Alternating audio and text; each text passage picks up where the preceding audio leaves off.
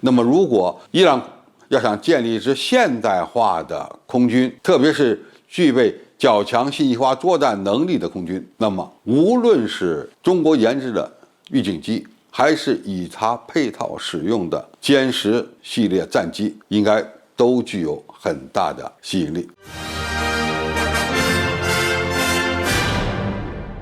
观众朋友、网友朋友，大家好，我是付先少。据伊朗迈赫尔通讯社10月18日报道，在莫斯科访问的伊朗武装部队参谋长穆罕默德·巴盖里少将证实，伊朗已经签订了从俄罗斯采购国防装备的合同。这些国防设备包括了俄罗斯制造的战斗机、教练机和武装直升机。他没有透露引进战机的型号，但是之前呢，有消息说可能是苏30 SM。那么，伊朗国防军空军和革命卫队空军拥有一支庞大的，但是相对比较落后的空军机队。其空军的主力机型主要由美国的 F-14熊猫变后掠翼战斗机、F-4鬼怪式战斗机和 F-5虎式轻型战斗机，以及俄制的苏-4战斗轰炸机、米格29中型战斗机和中国的歼7战机组成。从技术水平而言，伊朗空军的这些机型总体技术已经落后于时代。伊朗长期希望引进外国的先进战机，尤其是俄罗斯的苏30 SM 系列战斗机，而这样的可能性呢，应该说目前已经存在了。当然，伊朗和俄罗斯这次谈的战机引进的型号还没有公布，到底他会采购俄罗斯的哪一款战机，我们现在还不得而知，但是很快就会有消息透露出来。那么既然伊朗有可能看上苏30 SM， 那么是否就意味着伊朗会放弃采购中国研发的具有3代半水平的歼10C 战斗机呢？这个还真不一定，因为伊朗空军现在需要更新的作战飞机数量庞大，而引进战机的数量呢也会跟着提升。伊朗空军现在装备的战机呢，大致是分成轻型、中型和重型，而苏30 SM 是属于重型战斗机。我们知道重型战斗机它有它的优点，载油系数高，航程大，载弹量也大，再加上苏30 SM 呢一款机动性相当好的作战平台，因此呢，伊朗第一步的引进瞄上苏30 SM 是情有可原的。但是伊朗所购买的苏30 SM 单价恐怕会比较高，绝对要高于俄罗斯空天军自己装备的苏30 SM。那么高到什么程度，现在呢我们还不得而知。但是从它的使用寿命来看，它的全寿命费用并不会很低。因此就需求而言，伊朗空军还是需要引进中型和轻型的战斗机的，以维持它作战飞机的规模。那么重型的苏30 SM 引进之后，它会不会考虑再引进一款中型的战斗机或者轻型战斗机呢？这个可能性不能排除。显然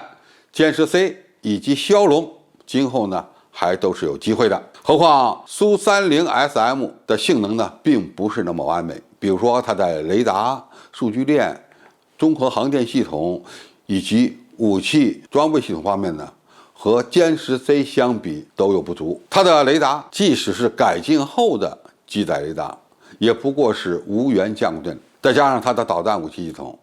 和歼10C 所配备的霹雳15、霹雳11相比呢，已经存在着比较明显的差距了。而歼10C 采用的是有源相对雷达、棒式进气口，以及呢这个比较先进的综合航电系统和飞控系统，机动性也好，隐身能力也好，应该说并不比苏30 SM 差，甚至在隐身能力方面要比苏30 SM 要更强一点。因为歼10C 是目前3代机改装的3代半战机中雷达反射截面最小的，其第一个实现了半隐身能力的第3代作战的飞机。当然，苏30 SM 是一款重型战斗机，而歼10C 呢是中型战斗机，在武器的挂载能力和航程方面，二者有区别，而且呢定位也不同。但是歼10C 在使用的武器种类方面还是有比较大的优势，尤其是它具备较强的反潜能力，因为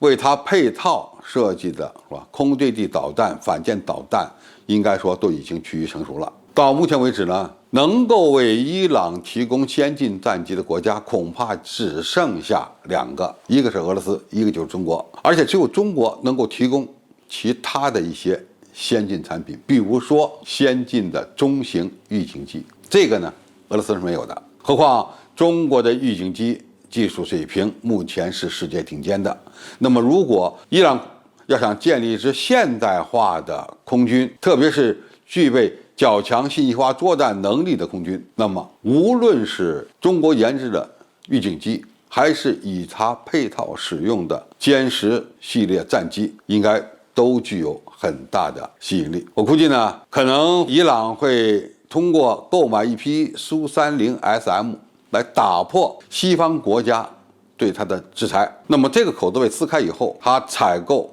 其他先进武器的阻力呢就会降低。因此，伊朗先期引进苏30 SM 对中国来讲并不是一件坏事儿，有可能呢，也是他为了平衡大国之间的关系所做出的一个选择。何况在伊朗购买先进战机的过程中，它有一个问题，它不得不考虑，那就是价位。从目前公布的苏30 SM 的单价情况看，这款重型战斗机还是相对比较便宜的，而伊朗在军费有限的情况下购买苏30 SM 也是一个比较合理的选择。当然，歼10 C 在综合性能上很多方面超过苏30 SM， 但是一分价钱一分货，性能好，技术水平高，单价相对也就比较高。因此，伊朗如何在中俄的战机之间做出抉择和选择，确实是一个很值得人们关注的问题。从目前情况看，伊朗未来会不会引进歼10 C 这款3代半战斗机？最关键的障碍不是战机的性能和它的技术水平，而是伊朗的钱包。好，今天的介绍就到这里，谢谢大家收看，我们下期再见。